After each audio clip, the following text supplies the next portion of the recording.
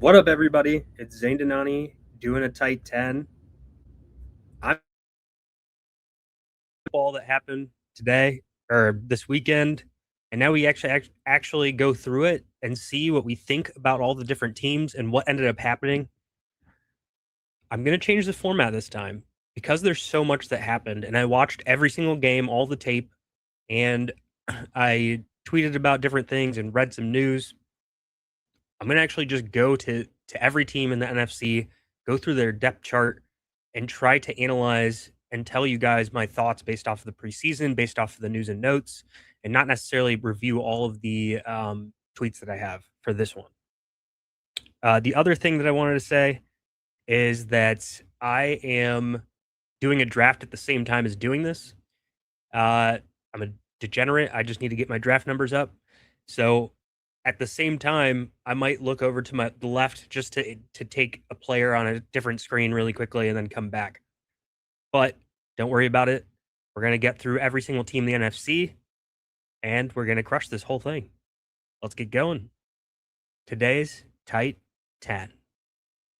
All right, let's start with the NFC and talk about the Cowboys. The Cowboys didn't play CeeDee Lamb, George Pickens, Ryan Flournoy, Jake Ferguson, Brevin Spann-Forward. They basically played all backups, but the only insight that we really got from the team was really about this RB2 role where Jaden Blue took most of the snaps to start the game and then had Phil Maffa fill in. He got a little bit of the snaps with Jaden Blue too, with the quote-unquote first team. And then Malik Davis worked in behind them. Right now, it seems, and it's been seeming this way since, basically March, from what the team has said. But right now, it seems like the RB2 role is some sort of combination of Jaden Blue and Phil Maffa. I would say Jaden Blue is also potentially going to work in as like a complementary back with Javonte Williams. That has not changed. And Phil Maffa would maybe work in as a more so like hammer thunder version of that backfield. So the roles are getting a little bit more defined. It's good to see that all of the news and notes that we have provided are basically playing out that way for us.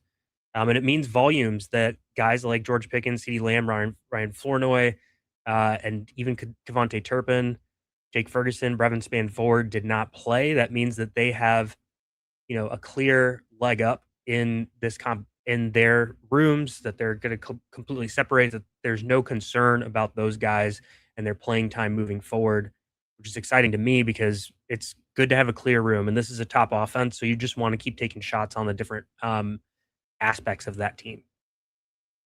And again, if you guys have any questions in the chat, go for it. Do what you can. Ask questions. This is meant to be more open concept forum, so that we can make sure we get through everything here and get you in and out with the best information possible. I am on the clock in a different draft, just checking to see what is available in my draft, making sure I can take the players that I need to take in order to win a league. All right, I just took Baker Mayfield somewhere else. See, this is the thing. When you're trying to do too many things at one time, where I need to do, 73 Best Ball Mania drafts in the next couple of weeks, you kind of have to do things at the same time. So I am doing that, and I am probably signing myself up for way too much at the same time. But so be it, and so be the case. All right. All right, moving forward from the Cowboys, let's move to a different team. I think we're going to get to maybe the Giants. Let's see. Yeah, the Giants are next. All right, so the Giants depth chart. What are the things that we learned? Well, we did get to see every single person play, right? So other than Malik Neighbors, pretty much this entire offense got a chance to be on the field. It was a little confusing, right? We saw a little bit of a wide receiver rotation, what I call wide receiver roulette, where Darius Slayton, Darnell Mooney were the first two wide receivers out. Then Malachi Fields joined. They all kind of like rotate a little bit. I do think that the most exciting player of all of this is going to be Malachi Fields. These other guys didn't really even get targeted that much. Malachi Fields seems to be someone who stands out to me because he actually had good performance. I saw the game, watched every single rep that he took. They used him as a creative blocker. That sounds like they want to use him as a blocker, which is another reason to get him on the field. These other guys haven't really proven to do much. Obviously, Mooney has done like 1,000-yard season in the NFL. It's been a while. He's had some injuries. If I'm taking a shot on any of these, like late in the draft, I'm taking a shot on Malachi Fields because I think he has a chance to potentially win that wide receiver 2 role by the end of the season. Then when we look at the running back room, obviously there were some things that happened with Cam Scatterbo, where he came in and then they rotated with him, Tracy, and Devin Singletary. I'm not reading too much into that rotation. We saw Tyrone Tracy get blown up in pass pro, like just completely missed his assignment, and then got Jackson Dart, you know, basically injured for a few plays and had to come back after seeing the blue medical tent. So I think that they're looking at that and kind of wondering, like, is that the right role for him? Also, Cam Scatterbo coming off of major injury could easily just be ramping him up. And I think that some of what the coaches alluded to in their post game press conferences have basically said, like, yeah, we're just kind of ramping up. It might take a couple of weeks for Scatterbo, but I do expect him to lead this backfield and then probably get a lot of the touchdown equity as well, which is big for fantasy. There's not very many people after the first like couple of rounds where you can get a guy that can score 20 points per game. And we saw his profile last year being able to do that. This team's going to lean heavily on the run. I think he's going to be a big factor in fantasy. I'm not really adjusting the ranks too much based off of the rotation. Then outside of that, we saw Isaiah Likely kind of rotate with Chris Manhertz and Theo Johnson as well. I'm choosing not to read into it too much because they rotated at every other position. I just feel like this situation is presenting itself where we should be a little bit more cautious about what we're reading into with this team, because it's very possible that they're just trying to get different looks, that they want to see what the team looks like when we have this guy in versus that guy. We want to play everyone a full snap share. I don't know. Based on practice reports and training camp, everything has pointed to me that this team is really going to, lean a little bit heavier into a situation where Isaiah Likely is going to be on the field a ton. And so I don't necessarily feel like I need to worry about this situation too much. He did have an 86% route share, so he was out there running the routes. He got targeted a ton. It's hard to find tight ends, and the way that I draft is I like to take my shots on the guys that could be top 2 target earners. And so I rank those guys naturally above guys that might be tight end 3 or target 3 on their team, especially for redraft. So I would say that he is definitely in the realm of possibilities that he is the top 2 target earner in this offense. And so I think that that's just something I want to lean into. I'm not going to read too much into this preseason just yet for him because it didn't necessarily match up with practice reports and what I was hearing and seeing out of that. So I feel okay about his situation. It was good to see the rapport and that he was really involved in the offense in general. All right. Moving on to the next team. I believe it's the Eagles. There's not too much on the Eagles. They sat most of their guys, so I don't feel like we need to read too much into it. But sometimes you get the most information from who didn't play than as opposed to who did play. We knew Eli Stowers was going to play because on the training camp reports were basically that he wasn't doing very well, and really like has a big adjustment that he needs to take. He's also a second-round rookie at tight end. He was obviously going to play that game. I wouldn't read too much into exactly his situation from the game itself, but it is meaningful to me that, like, they tried to line him up in line a little bit, see what he could do as a blocker. I don't think the reps look very good specifically, so it brings up the same concerns that I had before, but I think we should play this in a way where we feel like Eli Stowers is probably not going to contribute very much this season. Then Dontavian Wicks, of the 3 that are listed as starters here between Mekhi Lemon, Devonta Smith, and Dontavian Wicks, Wicks was rested. Devonta Smith and Mekhi Lemon have not been practicing because of their hamstring issues. It sounds like both of them have been spotted getting some work, so that would signal that they're more likely to be back soon. Mekhi Lemon needs the reps to get some outside work. It is hard to learn multiple positions in an offense. There's a lot of things that you have to do and nuances that you have to be able to run through in order to for people to understand like what their roles are. So I am like kind of dinging him a little bit from an early season perspective. Like, how much is he going to end up playing versus Dontavian Wicks in two wide receiver sets? And I do think this team will do a decent amount of two wide receiver sets. But maybe by midseason or late season, if Dontavian Wicks isn't it, which we've seen situations where he's not in Green Bay, especially if the hands don't show out, the investment the team has in Mekhi Lemon, I can see him earning that opportunity to be the number two wide receiver in two wide receiver sets eventually, even though it doesn't necessarily play into his exact skill set to a T. Uh, then behind them, like Hollywood Brown did play, so that signals he's like clear wide receiver 4, which means that Dontavian Wicks is at least wide receiver 3. And then everybody else played as well, so I'm not too concerned about that. Tank Bigsby got all of the reps with Andy Dalton doing even pass catching work. So, and Andy Dalton was actually the number 2 quarterback in this game.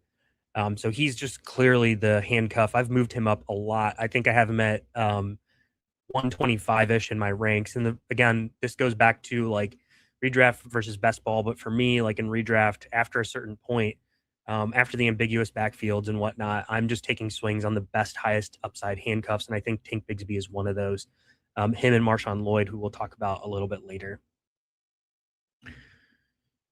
All right, let's see if there's any questions. No questions in the chat. If there are questions, feel free to throw them down, and I will address them as I go. I'm going to check after every single team to make sure that there isn't something that I missed from that perspective. So, sorry, got to make a pick again. Terrence Ferguson, you're the man. You're the man for me today. Okay. Moving on to the Commanders offense.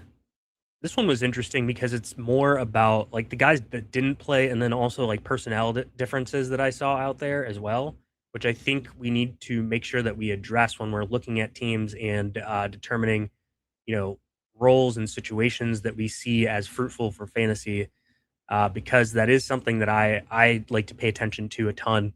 One thing that stood out to me was that this team ran a ton of 12 personnel, which is 2 tight ends and 2 wide receivers, which just ends up propping up your Stephon Diggs and Terry McLaurin situation. That means to me like there's going to be pretty much like no fantasy relevancy without an injury between any of the other guys at all, because they won't be on the field enough. It also props up Chig Okonkwo, who will probably be out there a lot more if they're running in 12 personnel, because he will play like a more like F slot tight end role, which will help him be on the field more often than he has in the past, where sometimes he comes off the field for like, run blocking formations that still end up having passing situations. He did not play. John Bates didn't play. John Bates has been injured. Sanat played. I'm not going to read into that yet either. We don't really know between Bates and Sanat who is going to be on the field more often. It sounds like it could be Sanat based off of OTAs and some of training camp, but I think that's still a battle that's being figured out. So just to be clear, I'm not drafting any of the receivers outside of Diggs and Terry McLaurin.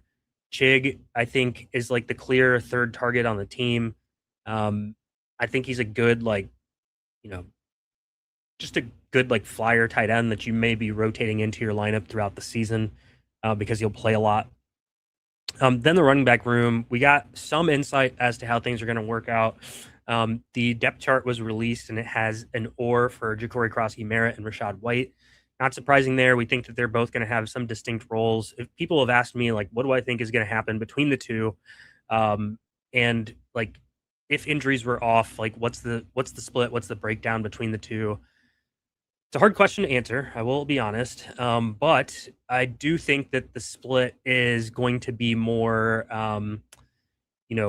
is going to be a little bit more 65-35 Ja'Cory Crosby-Merritt versus Rachaad White. Rachaad White notably going to be in on pass downs, doing some of that work. I think that Ja'Cory Crosby-Merritt will get a little bit more not pass situations, but like passing play work on first and second down than we would typically expect from a guy with his profile. That doesn't mean he's going to catch a bunch of passes. Like he's clearly going to be option 4 in the offense when they do pass the ball, but I do think that he'll be out there a little bit more than we expect. Then we saw Katron Allen and Robert Henry out there. Jeremy McNichols has an injury, so he didn't. So he's dealing with that. I think he's less likely to make the team based off of what we just saw from Robert Henry.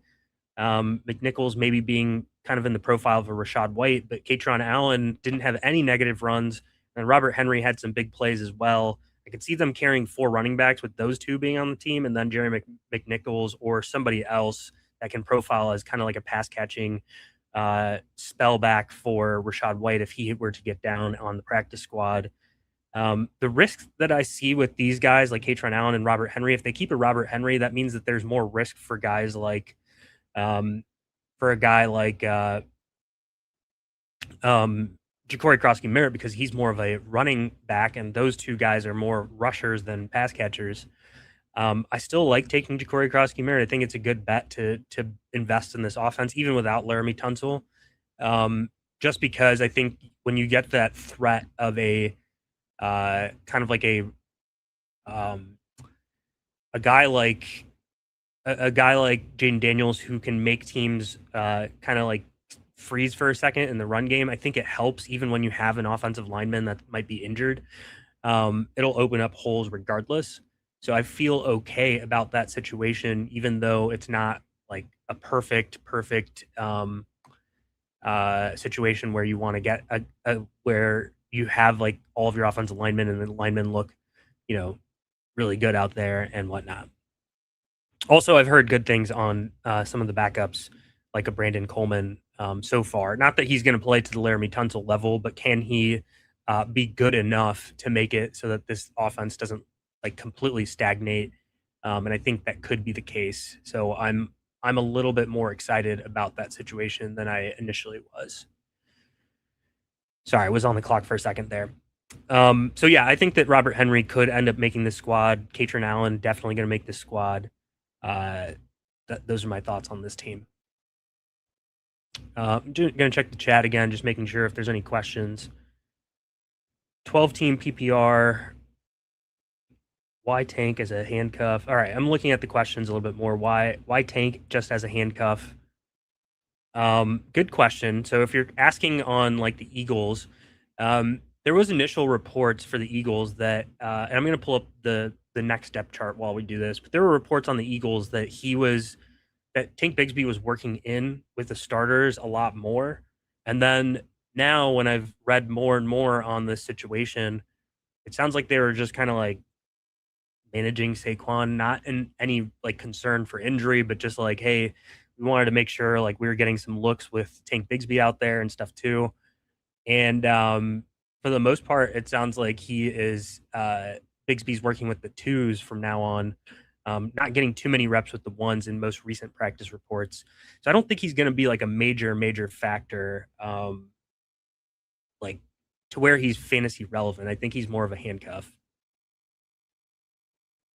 without an injury. 12-team half PPR drafting at the 12. If I go double running backs, who should I go with? Assuming James Cook and JT are gone. I think Chase Brown and Kenneth Walker are good picks there. Trying to think who else might be available. Saquon. If you feel like you don't want to take on the risk, like you could take Saquon instead of taking one of those 2. I think Chase Brown is my it's close between Kenneth Walker and Chase Brown. I think I would take Chase Brown over Kenneth Walker if it was my RB2. But yeah, I think that I would probably go with those 2. All right, we're going to move on to the next team here, the Chicago Bears, which did not play their starters. And this is all without notes. I don't have anything on my screen. I'm just remembering off the top of my head after watching all the games. Yeah, there's really nothing major to report from this team. Ozzie Trapilo is back. That's helpful. We haven't heard. We saw Luther Burden. This is decently big. Saw Luther Burden like actually running around a little bit, like more straight line stuff coming off the injury. But that was still promising to me to just see like, hey, this guy didn't just fully disappear, and we haven't heard from him ever. So I'm coming off of that feeling a little bit more energized about what we might see from him that he will actually come back before week 1 and be healthy coming off of that. Outside of that, Kamanungai, he suffered a knee injury. We haven't heard the latest there unless there's a Twitter update that I haven't seen. But we haven't heard the latest there yet.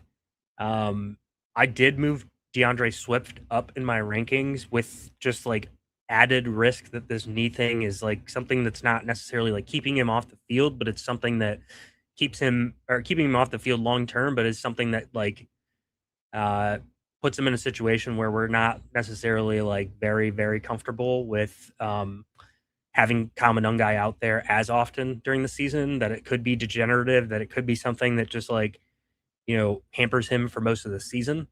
So I did move Swift up. I think Swift's a good pick. He's not someone that's going to break fantasy, but he's somebody that's like reliable. You could get some weeks with RB1 production and some with like top end RB2. And a lot of times to me, that's something that's pretty valuable in fantasy. So I feel good about that. Okay. My draft just ended, so you'll get my full attention now. That was an awesome draft that I did during this stream. Moving on from the Bears, did I move Achane up? I did move Achane up. That was a question from the chat. I moved him up. I feel more confident that he's going to get a lot of work, like as much work as possible. And the Dolphins were playing against the Commanders' second team offense, and the Commanders are defense. And the Commanders' defense isn't projected to be good in general, so the second team's definitely not good. But the offense looked functional. Malik Willis was accurate. We saw Devon Achane basically do everything out there, so I feel pretty good about his role. I moved him back up to, I'm going to check my rankings here. I got to go to all. I moved him back up to 15th in my rankings, above Saquon. I might move him up a little bit more, potentially above Derrick Henry as well. He seems safe. Obviously, the team isn't going to be good, so there's always like end of season or bumps and bruises risk, but he does seem decently safe and that he'll get you a ton of points. All right, talking about the Lions, again, another team that didn't play their starters. They've got injuries on the offensive line, which doesn't help either. But we did see Isaac Tesla, who played for a little bit, got some work with the first team. As more reports come out, it is seeming more and more likely that he will be the wide receiver 3 and like function as it more often than, just like a 50-50 or 60-40 or 70-30 even split with Greg Dortch. But I will say, like, this team does like to go 2 tight ends a lot. So how often is Isaac Tesla going to be on the field? He is a good red zone threat. He didn't show very much separation in the game, like earning separation between him and the defender to like get more open. But again, the red zone threat that can score touchdowns. I think for best ball, it's not a bad pick. Also, this offense is going to be scoring a lot of points. Even with some of the offensive line injuries and stuff that we are concerned about. So sometimes you end up getting a guy that could be like a handcuff, but it's not a Ryan Flournoy situation where it's like this guy's really good as a handcuff. It's just like, well, if someone gets injured, this guy might get elevated in terms of target share, but he is going to be the like 5th target on the team behind Sam Laporta, Jahmyr Gibbs, Amon Ra, and Jameson Williams. So I'm not like super into Tesla. I haven't been working him too much in my profile into my portfolio, but some injuries happen, and then he's a guy that could stand out. Behind that, man, there's really not much on this team. Yeah, I don't have anything major for this team beyond the Tesla chatter. My rankings, this is a good question. My ranking, you can find them on Fantasy Life. It is behind a paywall. But you can find them on Fantasy Life. I believe the paywall is like tier 2 access, which is $99 for the year.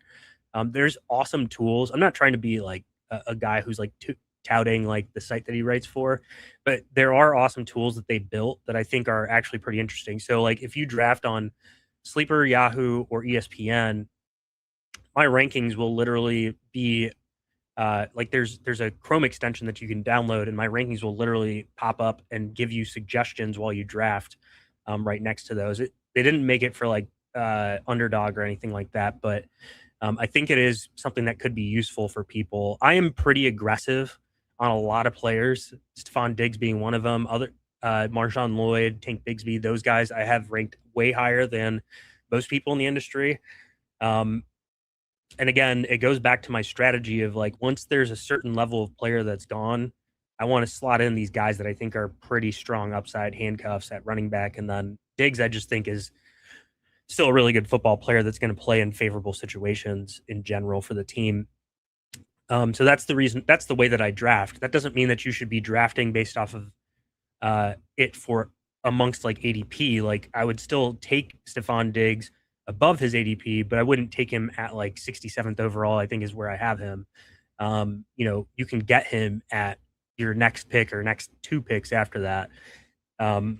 So just something to take into account while all of that pops up.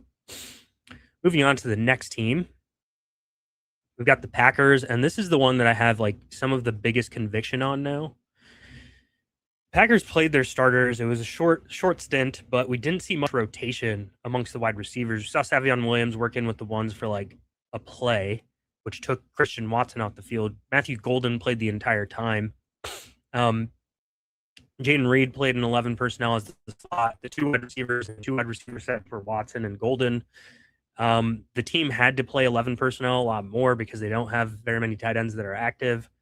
I do think that they're going to go 11 personnel a lot based off of all the stuff that I've heard from from OTAs and training camp.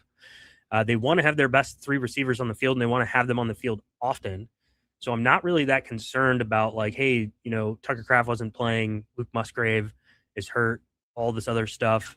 I think they want to use 11 personnel a lot, which is a change from what they've done in the past, but they did rip their playbook down to the studs.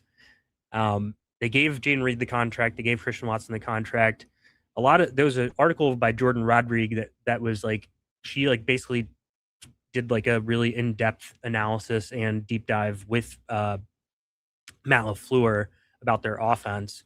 And it was like Matt LaFleur spent time like trying to understand like what were the issues with the offense. And then on top of that, he even had some quotes that were like, there were times where I had so many rotations of receivers where I didn't know which receiver was in the game, and I called a specific play for a specific player, and like that guy wasn't in, and so the play just didn't work out the way that I wanted it to. So I think they're trying to do things where they have less rotations amongst these players, and I think they want Jaden Reed in the game because they don't really have great tight end depth. I don't think that like the prognosis on Musgrave has been very quiet, and I don't think that's a good thing. He has a neck injury. They could sign a veteran tight end like a Jonnu or a Zach Ertz or something, but I think they're just going to lean into this 11 personnel regardless, especially as they're managing snaps early in the season for Tucker Kraft, like the news that came out today. So what does that mean? I like all of these guys at their ADPs. I'm least interested in Matthew Golden because I just don't think that he's a very good football player. But I do think that it's tough to get guys in good offenses that go as late as he does that are going to play as much as he does as well. So I think it's important that we take that and just like understand grain of salt. Like the profile itself didn't look great, but sometimes we never know. And what if this is Quentin Johnston, who ended up being like basically like borderline wide receiver 3 his second season? What if it's a situation like that? Could easily see that happen. 800 yards, 5 touchdowns, something like that could happen for him. But the people that I'm most interested in are Christian Watson and Jaden Reed. Both of those two players, again, Jaden Reed is just a huge target earner. He's going to be like the underneath yak guy. He can do things at all levels. There's also a chance that, the Matthew Golden experiment doesn't really work out as much. And then in 2 wide receiver sets, they're saying, hey, we want Jaden Reed out there because he's just a better football player. That's not what's going to happen to start the season, but it's always a chance that happens later in the season. And his ADP keeps moving up, but I have him ranked higher than his ADP still. I've had him ranked very high comparative to ADP. I think once you get past like this Rome Odunze range, you could pretty much talk me into any number of wide receivers. Jaden Reed is a little bit after that for me, but I have Stephon Diggs right after that. And then Jaden Reed and Josh Downs are 2 guys that I've been targeting heavily that are like right after that range. especially with the receiver injuries that we've had lately. Like I had Tyson a little bit higher, but now Tyson's hurt. We're not sure what the situation is there. So I've moved him down a ton, which moves these other guys up. Christian Watson's another. I wrote about him in my receiver score article. To get access to that, you're going to have to subscribe to Fantasy Life. But basically, what I've done with my receiver score metric is apply it to the situation that I believe players will be in 2026. And Christian Watson stood out. Obviously, efficiency. Typically, my model doesn't like guys that are operating on the outside. It also doesn't like guys that are going to do a lot of like deep threat work. But in this situation, it's such a good fit with Jordan Love that likes to throw deep, who is also pretty accurate when he throws deep, and the way that they do deep shots with play action and such. Um, Christian Watson stood out in the model. I think he is one of the few wide receivers that could be a wide receiver one, quote unquote, at the end of the season that go in that range. And especially if they're going to do like less wide receiver roulette as they have in the past, I'm like super bullish coming out of the preseason. Again, it's hard to read into it too much because it's like, okay, they didn't have that many reps out there. But I am super bullish on him. And I think that because it matches up, what we saw matched up with the training camp and OTA reports, I feel more confident in the information. So I'm very excited about Reed and Christian Watson. I'm going to check chat questions really quickly.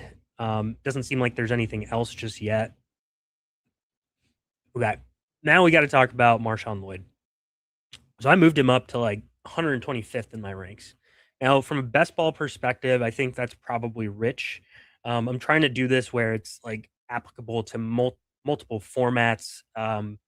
We have things that do adjustments based off the format too on the back end. So for Marshawn Lloyd, it's really just about one. I'm kind of fading Josh Jacobs, not because of the role. Like I think that Marshawn Lloyd could play a complementary role and just take a little bit of workload off of Josh Jacobs this year. So um, Josh Jacobs is somebody that I think like if there were no questions about health or the suspension, yeah, he should be going in the third round, like pretty high in the third round. But I do have questions about his health, and I do have some questions about suspension. I think the suspension is like unlikely to happen. But I do have a lot of questions about the health, and we saw it with Jeff Mueller, who posted something on X about Josh Jacobs potentially having this groin injury for compensation off of a knee injury from last year. That knee injury is the thing that's really causing me some consternation. I think, like, I don't know, like with the age, the workload that he's had, I'm worried that thing is just going to be a problem for him coming into the season. And then there's also a chance that, if Marshawn Lloyd proves to be healthy and after week one of preseason, he is, that he just ends up cutting more and more into that workload and eventually somehow takes over if Josh Jacobs just isn't as efficient as he has been in the past. Um, on top of that, like this is a good offense and you want the handcuff in a good offense. And to me, Marshawn Lloyd is the clear handcuff off of all reports. So I'm excited about Marshawn Lloyd. Next team is the Vikings, and we got some wide receiver rotations here. So Justin Jefferson's the only receiver that didn't play. So what they ended up doing was having Ty Felton and Jordan Addison operate as outside receivers, and sometimes Addison rotated to the slot as well, which took Jawan Jennings off the field. Jawan Jennings played less snaps than Ty Felton with Kyler Murray. Um, it has me a little bit concerned because I have read that and like we got to take everything with a grain of salt, but this did match like the reports that I had heard, which is Ty Felton fills the speedy Naylor, Jalen Naylor's role a lot better than Juwan Jennings does. I do think Juwan Jennings is a lot more talented, that he can get open, that he can be a good target in the middle, like over the middle, intermediate possession type of work on the field. But and he's a good blocker. But how do they want to run their offense is the main question. Do they need somebody to play that deep threat that deep threat role and it not to necessarily be Jordan Addison all the time? It sounds like they could rotate Ty Felton a little bit more with Jawan Jennings. So I've started to move Jawan Jennings a little bit further down my ranks. They spent a meaningful draft pick, a third round pick on Ty Felton last year. I don't think he's very talented. I do think that he can do things like just run deep and potentially get open sometimes, especially with the threat of Kyler Murray with his legs, forcing the defense to play a spy situation a little bit more, taking one defender out of like specifically in coverage, which I think could just help these other two kind of be open. The way that I'm playing this is I think Justin Jefferson is just going to get targeted a ton. Jordan Addison probably operates in his same like 20% deep, 22% deep role. And then I'm not very interested in Ty Felton or Jawan Jennings. I think if an injury happened to Jordan Addison, I could see Jawan Jennings ascending to be like a handcuff wide receiver because he can be versatile. He can play it at pretty much any position on the field. He's not a great X receiver, like deep threat type, but um, he can do that. He functioned as that in for the 49ers last season. And we had some rotations at for Jordan Mason and Aaron Jones, which is hard to understand because I talked about this with Dwayne McFarland earlier today, but sometimes teams want to get a look of both running backs with their first team offense. So we just see them rotate, but it's not necessarily the full rotation of what they want to do long term.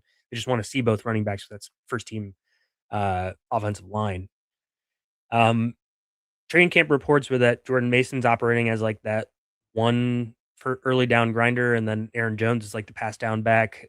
This didn't necessarily play out that way. We saw Jordan Mason get some pass work. We got Aaron Jones playing pass work. We both got them basically splitting the rush temps as well. It's something I'm going to pay attention to get more insight on. I don't have great insight. It's very possible that this is just a split backfield again. But the run game in general looked a lot better. Obviously, they had a lot of injuries last year, but the offensive line looked really good. This new scheme with the outside zone look, um, obviously going against the Giants, but with this outside zone look, to me was promising. It makes me feel a little bit more confident that we're going to see the run game not be like something really terrible this season, like it was last year. So I'm excited about the run game in totality. I think it has potential. um, I'm still gonna draft Jordan Mason before Aaron Jones right now because I saw a lot of, like, down ticks in Aaron Jones last season, um, but I am a little bit more concerned than I was before for Jordan Mason. Yeah, I thought, this is a good comment. So, someone said, "I know you were high on Jordan Mason, I actually thought Jones looked great." Yeah, I thought Jones looked great too. They ran, the interesting thing was they ran outside zone with him, and there was one really good play where he, basically, ran to the outside, broke a tackle on a defender, and got up the field for like a 15-ish yard gain. And I thought he looked good on that play. Uh, you know, it's very possible that things work out as a 50-50 split. I don't think that it would be a situation where Aaron Jones is getting like all the work. I think it's possible that Jordan Mason would get more rushing work, even if there was a split. I also think that Jordan Mason will probably be more of the goal line style. It should honestly, like, I think the right move is to move them closer together. Aaron Jones is starting to go in, like, the 130s, and he should really not be going there anymore because he seems a little bit more secure in what could be a better offense, than guys that go behind him. Like, I would draft him above Tyrone Tracy, um, and yeah, so that's kinda how I'm feeling about it now. Next division, let's get to the Falcons. The Falcons are interesting. So they did play all of their quote unquote starters. Drake London only played 2 snaps. And so people were kind of freaking out about, okay, Tua is just going to throw it to Kyle Pitts like every play. And that's how this offense is going to run. Well, Drake London was barely out there. Like he was out there for 2 snaps and left. I believe there's only one pass attempt on that play. Tua obviously did not look great. He clearly was just like getting rid of the ball quick. Things that we're worried about him. Obviously, uh, you know, uh, the one thing that I will say is that this offense did play extremely fast compared to expectations. Um, Notably, offenses that are like Kevin Stefanski has been a little bit like up and down with his pace. With Deshaun Watson, he was very slow. With Shador last year, very slow. But then when he had Joe Flacco and Jameis, who are, to me, more competent, uh, quarterbacks who can run a system, get people to the line of scrimmage fast, all sorts of stuff. Which is kind of where I put Tua. He's not like I don't think he's as good of a passer as those guys, which is sad to say at this point. But um, I do think that they could play faster than most people are expecting, so we might get a lot more plays out of the offense in general. Um, but regardless, Tua didn't look great. It is a new scheme, so let's give some time. Kyle Pitts was obviously the guy that got a bunch of targets. It didn't seem like they were just sending him deep, which is always a concern because that's what we saw previous offense coordinators do with him. I do have him as a target compared to his ADP. Now he goes really close to Harold Fannin. Harold Fannin is a clear target to me. I think Kyle Pitts is the last. Him, Pitts, Kittle, and Fannin are like the last few tight ends that I'm like, I need to prioritize these guys because any one of them could do really well this season. Beyond that, you're basically just playing with depth, um, in my opinion. Uh, Guys that you'll probably end up rotating throughout the season, and not necessarily lean into anything. Now, I guess Isaiah Likely fits into that realm, and then Dalton Kincaid being another. Those, I guess, after those two, that's where I kind of see a huge drop off. But Kincaid and Likely are guys that could end up in a rotation that you're not certain like exactly how when and how you're going to play them all the time.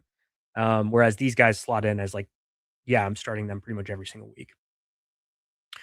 Then at wide receiver, there was a big rotation Jahan Dotson basically played most of the snaps. Zacchaeus worked in the slot, and then Zachariah Branch got like one rep with the starters. I do think that Zachariah Branch will probably be a factor eventually. Um, and I think they'll get him in gadget work similar to what they did here, where they're just going to give him like force feed, you know, jet sweeps, screens, stuff like that to start, and then eventually work him deeper and deeper into the offense. The team's going to play a lot of 12 personnel, so there's going to be two tight ends on the field. That's going to help guys like Bijan, Drake London, and Kyle Pitts because those are pretty much the only like real target people in the offense. The other guys are going to be doing things that are just like drawing coverage and maybe even pass protection. If the pass protection is not great, we could see Charlie Warner be a pass pro uh, extraordinaire. And then the last thing is that Brian Robinson is the clear RB2. Um, Someone pointed it out to me, but his pass catching profile is a little bit better than an Algier. Not that he's like going to be a premier pass catcher, but if something happened to Bijan, I think it is a little bit more likely that he would do some pass catching work. They would probably change their offense in general because Bijan operates out of the slot sometimes. They probably wouldn't do that with Brian Robinson. They would just have him like be the guy that leaks out of the backfield, and that he's capable of doing that. Is basically what I'm getting at. Is he a really good football player? No. But again, my thoughts on this is that it's hard to find guys that you know are guaranteed to get like 15 plus touches if the starter went down. Brian Robinson fits into that profile. Um, I think that he should be going as like somewhere where the clear handcuffs go. Uh, and like to me, like it's format specific, but like I'm not necessarily in love with guys like, and I'm going to look at ADPs now so that I don't talk out of my booty here. Um, Trying to see where I got these guys. Uh, I don't even have underdog up anymore.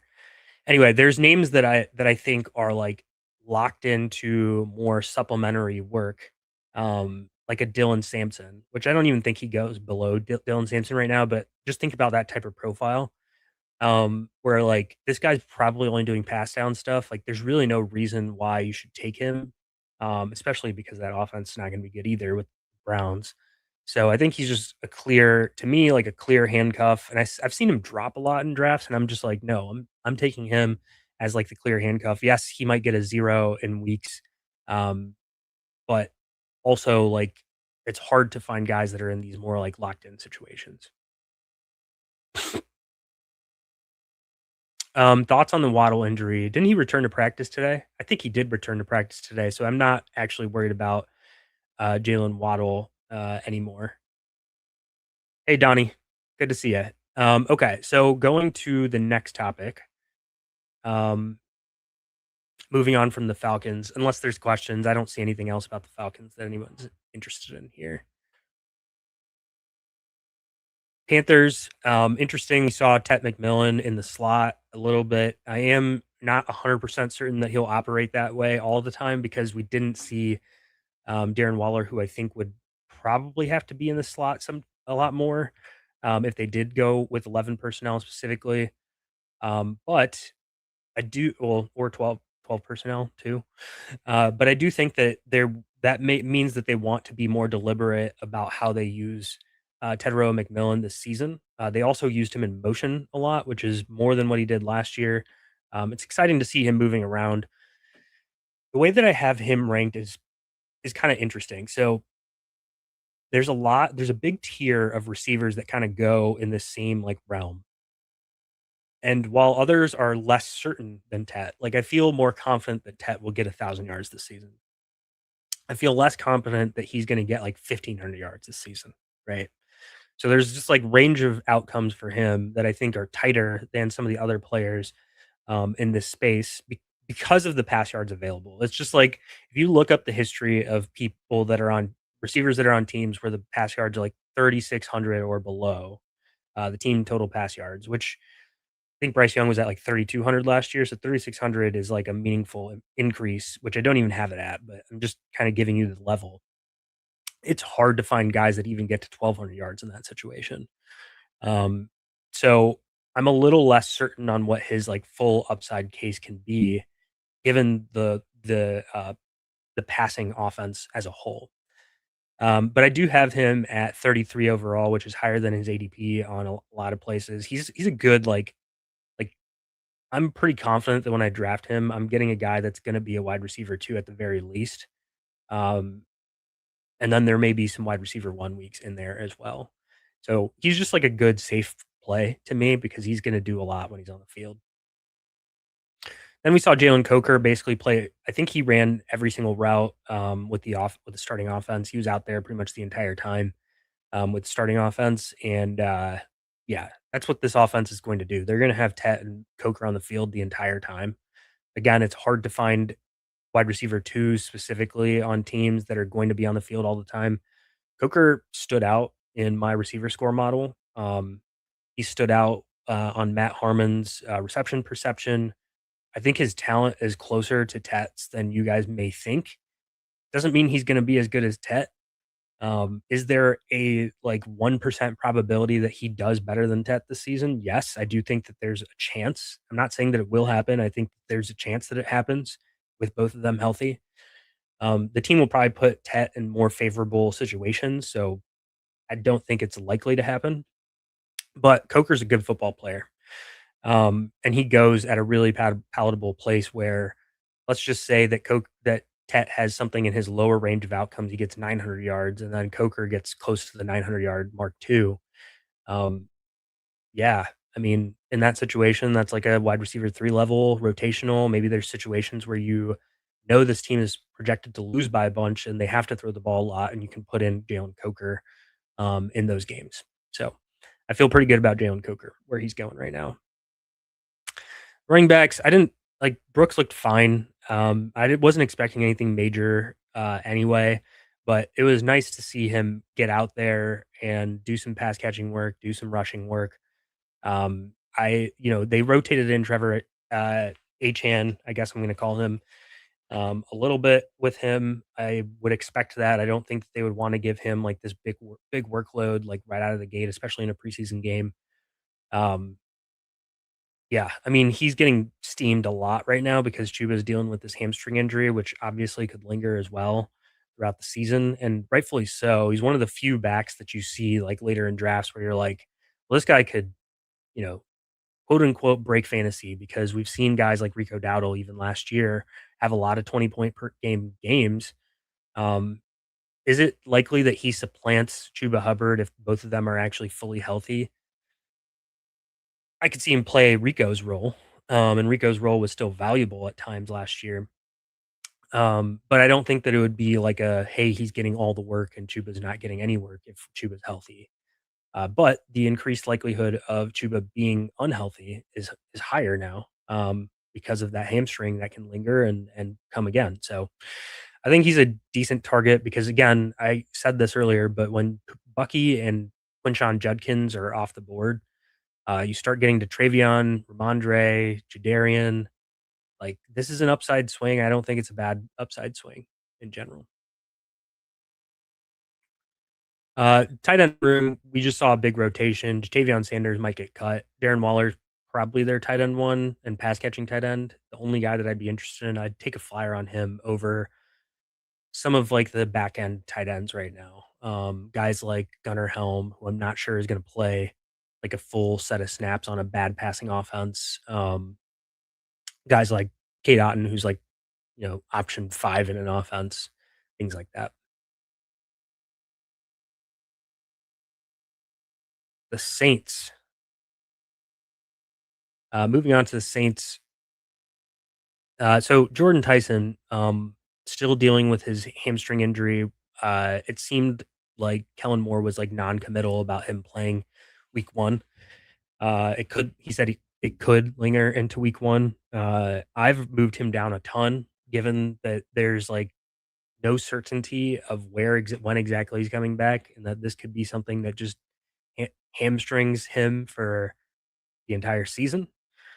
There is a point that I'm willing to draft him. It's once we start getting into the 90s, I feel like I'm getting enough upside to warrant the downside of him, and I don't feel like I'm giving up too much with some of the other receivers that I'm ranking him above, like Matthew Golden, Jacoby Myers, who I think is like, yeah, it's cool if I get 800 yards or like 700 yards, but I'm not like excited about that. Like, it's not a game breaking fantasy profile. Um, the last game breaking, quote unquote, potential game breaking profile that I have him but beneath is Chris Godwin, who I think could just like randomly be really good again this year because he's playing in that slot role. They're going to go back to a more Liam Cohen style offense, which has accentuated the slot receiver. And then we've got Ibuka dealing with his toe as well. Chris Godwin finally looking healthy at training camp. I think that he could do well. I guess I'm talking about the Bucks now too. So again, I've moved Tyson below Chris Godwin in the ranks, and that's kind of where I see it being worth the risk reward of taking an injured guy like Jordan Tyson right now in fantasy drafts. Chris Olave didn't play. It seems like Devon Vele is the wide receiver 3, and then behind him, Bryce Lance didn't play, but he was injured. And then Barry Brown, Tipton, all of these guys, like, I'm not really interested in any of them. I think Devon Vele is like the clear wide receiver 3. So if you are looking for the Jordan Tyson replacement, it's probably him. Um, and then we'll like, I think the other guys aren't draftable, and we should just wait and see if there's good performances where we should like actually end up taking one of these other guys instead eventually. There's no updates on the running back room. It still sounds like some sort of split. We just don't know exactly what that split's going to be. Audric Estime got injured. Kendre Miller and Devin Neal have been dealing with injuries as well. So that running back 3 is kind of like up in the air at the moment. At tight end, Oscar Delp did play. I guess this is for the dynasty guys. He did play. He looked good. I think that they're going to run more 12 and 13 personnel this year, so he'll play. He's probably not going to be fantasy relevant unless Juwan Johnson gets injured. And then, like, we don't know what the rotation between him and Noah Fant would be, but I do think that he looks good and he can play inline and in that like slot-ish role. So I think he's like in dynasty, like I'm somewhat excited about him. If an injury happened to Juwan Johnson before the season, I would definitely take Oscar Delp in drafts. Let's go to the Bucks, which we talked a little bit about already with Chris Godwin. Any chance Keenan Allen? That's a good question from the chat. Any chance Keenan Allen or a vet signs in New Orleans? It's a good question. I think they're going to still wait and see what happens. They also want to see the young guys perform. Really, no reason to get Keenan Allen in there just yet. Obviously, he needs to ramp up a little bit, but it's nice to get a look at Barry Brown and Bryce Lance, who isn't supposed to be out for very long, and some of the other guys, Bub Means and Mason Tipton, and all those dudes that have been out there. So I think like right now they're just going to try to see what everybody looks like. There's always a chance at signing a veteran, and Keenan Allen's the name that keeps popping up. I still think Keenan's more slotted for what happens with the Colts, but definitely a chance, especially that history with Kellen Moore from Kellen Moore's one season with the Chargers. Moving on to the Bucks. So, just looking at this team, we didn't get much of anybody relevant, like too relevant to play, but Ted Hurst did play, played the X receiver role. He was not like highly targeted, but he played a decent amount early on. Was clearly like the starter, so that means he's like it slotted for that wide receiver 4 or 5 type of role with him and Tez Johnson. It's good to know that he's that high up on the depth chart. That if something happened to one of these other players, like if Igbuka lingered into the season, it's very possible that Ted Hurst would end up playing and starting. Um, it's likely that one of these guys ends up getting injured. They've been injured throughout their careers already. Like Jalen McMillan, obviously a neck injury that's like kind of a freakish type of situation. Like Mecca Igbuka dealing with hamstrings and now the toe injury. Chris Godwin with that degenerative ankle as well. It's a tough room to figure out right now because of the Igbuka injury, and we don't know how long that is going to linger. We also don't know the extent of it or what it is. It's just a toe injury. Could be turf toe. Turf toe can really zap players long term. I've moved him down in my ranks to be in the 40s. I have him right below Luther Burden, who I have at like I think 41. Um, yeah, I'm just not taking him right now, but if he falls into the 4th round, I would. It's just a matter of the situation, and what we start hearing there, and I'm very happy to move him back up, but I just don't like the risk at the moment. Chris Godwin is healthy. Again, I talked about him, but I do think he's like a decent target because he's very live to be the wide receiver 1 in this team, especially with the Igbuka injury opening that door. And I also have taken a ton of Jalen McMillan because I do really like the film. I think he's a really good football player, a guy that can separate quite a bit. I don't like the X receiver role for him, but if Igbuka's out, he can play that Z receiver role, and that's a more natural fit for him long term. Um, I do think that he's a dynasty buy because the way that I see this playing out is Chris Godwin probably gone, I'd say next year. Jalen McMillan potentially slots into that Z receiver role with Egbuka moving into the slot role, and then Ted Hurst slotting into the X role. And that Z role for Jalen McMillan is exactly where he should be. And so I see like next year being a really good time to buy in this offense specifically. But you never know. There's injuries that could happen, and then he could stand up and be in a really strong position to play in that Z role with Ted Hurst slotting into X if something happened to Egbuka or Chris Godwin, because if Godwin gets injured, you'd probably see Igbuka move into the slot. So he has been a target of mine, just because he had like this is kind of a ambiguous wide receiver room from in my perspective. We didn't get anything on the running backs with Kenneth Gainwell and Bucky other than the fact that didn't play. Sean Tucker did play, didn't play very much, but he did play. They tried to get him some pass work too, which is good.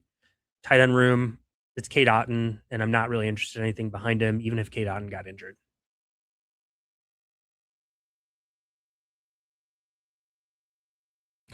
Which wide receiver tier would you put Olave after Tyson's injury? I feel like low key he can be a league winner if Tyson's injury lingers. Yeah, I did move him up, and I'm kind of like questioning if I moved him up high enough. I had him low because the initial thought was that I've felt this way the entire time, but that Chris Olave would be in this more like deeper threat ish role, which he's done before, and he does well, and he gets his 1,000 yards and all of that. And last year he got to play a little bit more of an every level role, but it was sounding like he was going to go more into that deeper threat role again because Tyson was going to do the short and intermediate work. And so I was very much interested in Tyson and that Tyson could end up being that quote unquote wide receiver 1 for the team. Um, because he'll just be in a role that's more favorable for fantasy, not that he's necessarily the better talent specifically, though he is a talented receiver. Um, but with the injury, you could see Olave play that kind of like every 3 level threat type of role again this season. So I did take him up, and I put him at 32 overall right now. which is somewhat aggressive. I don't know. Like ADP is kind of leaning closer to that. I have him right behind T. Higgins, but I'm thinking about moving him back up to maybe right behind Zay Flowers. Zay Flowers I have ranked at 27th. Um, so I can see any order that you want between Ladd, Jalen Waddle, Garrett Wilson, T. Higgins, Chris Olave, and Tet McMillan. People are going to be like, rotating all of those guys through in their rankings. I just have it in that kind of order. But I think that it makes sense, like if because of the safe floor nature of what Chris Olave is going to offer you, I do think you could put him above Ladd. I'm still like outwardly a little bit concerned about the blood clot thing. Like nobody has said anything about it, but I know just from my background that it's something that could randomly pop up again. So it's something that I'm just like keeping my eye on, something that I want to like make sure. We're probably not going to hear much about it, but it's something that could end up impacting him. All right. Moving on to the next division, last division.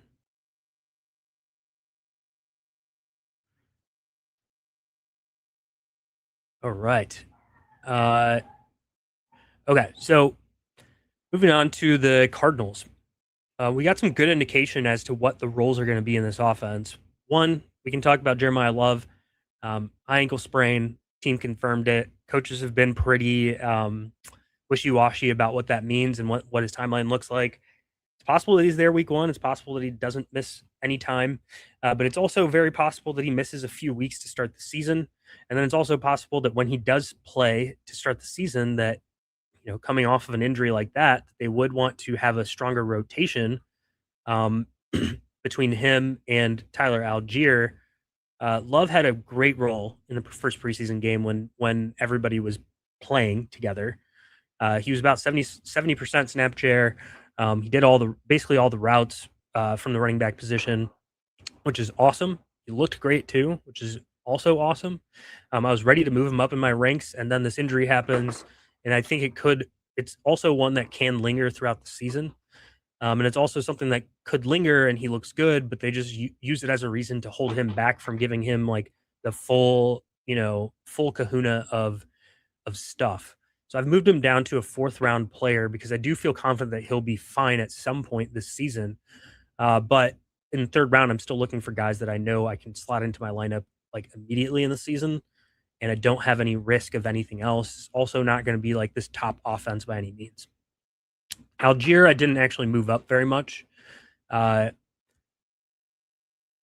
there's many reasons for this. One, unlike Jeremiah Love, I don't feel confident that he will necessarily 100% be like a pass down back, even with the injury. If they keep James Conner, I think that they would play James Conner in that role because he's been pretty good at pass pro. He's been a good like receiving running back for the team in the past. Tyler Algier's profile doesn't necessarily lend itself to that as much. Then I think like, what am I getting if I get Tyler Algier right for a few weeks, or that they do some sort of split? I'm still getting like a rusher in an offense that's not very good, that I don't expect to have like so many goal line reps.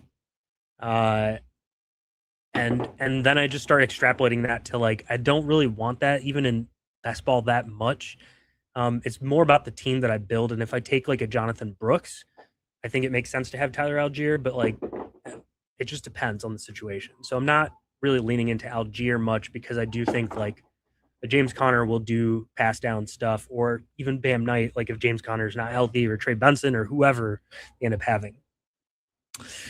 Outside of that, the team looked like they played a decent amount of 12 personnel, so that says really good things for obviously Trey McBride's not coming out the field, but it's good for Michael Wilson, who didn't play on rundowns all the time, but he ran all of the routes with the starting offense. And I don't know exactly why that was the case. They had Kendrick Bourne doing some of that type of work instead. Kendrick Bourne is the clear wide receiver 3 for this team. Michael Wilson looked like he was playing in that Puka Nacua role. He did a lot of like motion. He got like more short and intermediate routes. He looked like he was the first read on on most of the plays that I saw him run around on. And then Marvin Harrison played mostly on the outside. He had one slot rep that technically doesn't even count because it's a pass interference. But he did a lot more of the deep threats type of work, things that take longer to develop, and I just don't think that that's going to be a highly targeted position in the offense. I have a huge fade on Marvin Harrison. I've had it for most of the season. A lot of it comes back to like what I see for this offense in general, and potentially moving on to Carson Beck at some point in the season. Now Beck looked good in his first preseason game, but I'm still like skeptical that a third round rookie is going to be really good. So my final position on all of these is like, if I'm going to take a Cardinals receiver, I'm probably taking Michael Wilson. Because I think his role is going to be more consistent in the offense. And Marvin Harrison will probably be more of the red zone threat, but yeah, I'm just not really that interested in this pass catching offense in general. But if I'm taking one, I'm taking Michael Wilson, especially where the ADPs are.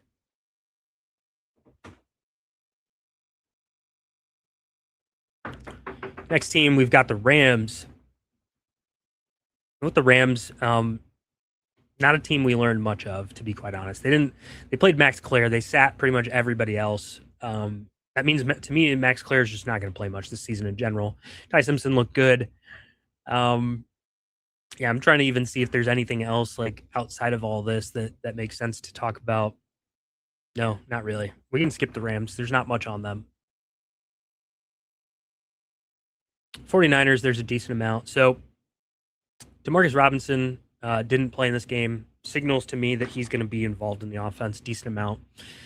Debo also didn't play. Stribling did play, but it makes sense for a rookie to play because they want to get him practice reps. He needs to learn the offense. He needs to learn multiple positions too. He played, I believe he ran like 60% of his routes out of the slot, which is the role that I think he's going to play, that F receiver role, which was the old Jawan Jennings role. But they did give him some X wide receiver stuff too. They got him underneath working on like little like drag routes that they could get him in space. Dejon Stribling is a good pick right now.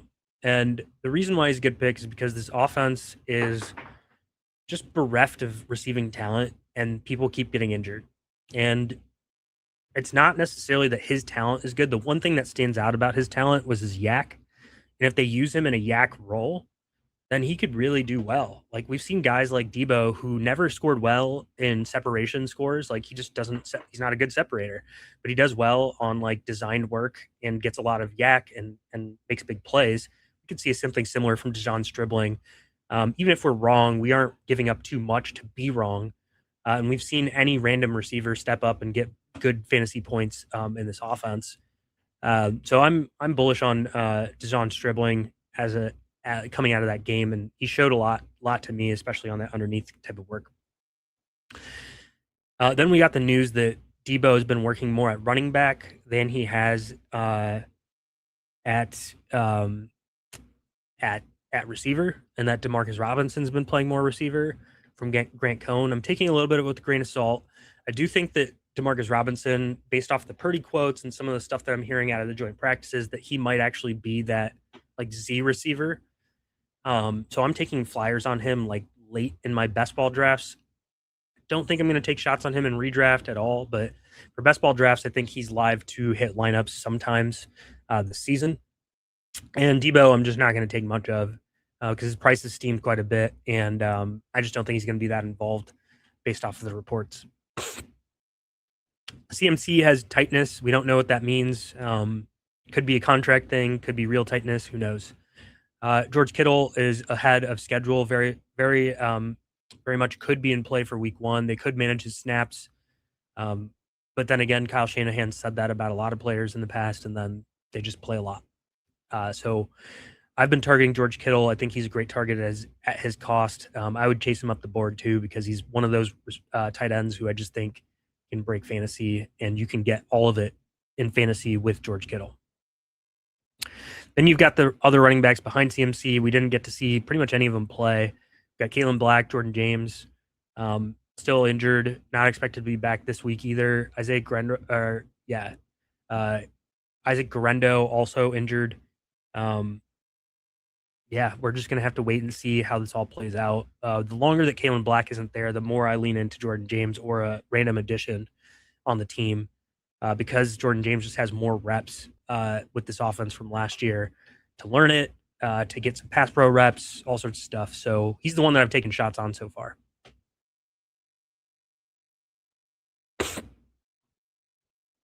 In the last team, seeing if there's any comments. I'm going to address the AFC tomorrow, but 18th round sleeper right now, I'd probably go with Jack Besh over Malik Benson. Besh just looked better coming out of college, and there's always a chance that for some reason he just didn't mesh well with the previous coaching staff, and that the performance that he had in the preseason was more like what we will see going forward. The problem is that I think his best role is in the slot, and I don't feel confident that they'll end up opening a spot for him in the slot because that's where Brock Bowers operates best. But I would say Jack Besh over Malik Benson. Okay, so last team was the Seahawks. Let me just say this. We basically had every single running back like out for this team. Jacardia Wright was injured. Emmanuel Wilson, Jadarian Price, Zach Charbonnet, and that's the reason why we got a lot of George Holani in this game. They basically only had 2 or 3 running backs available in general, and so they let Holani cook.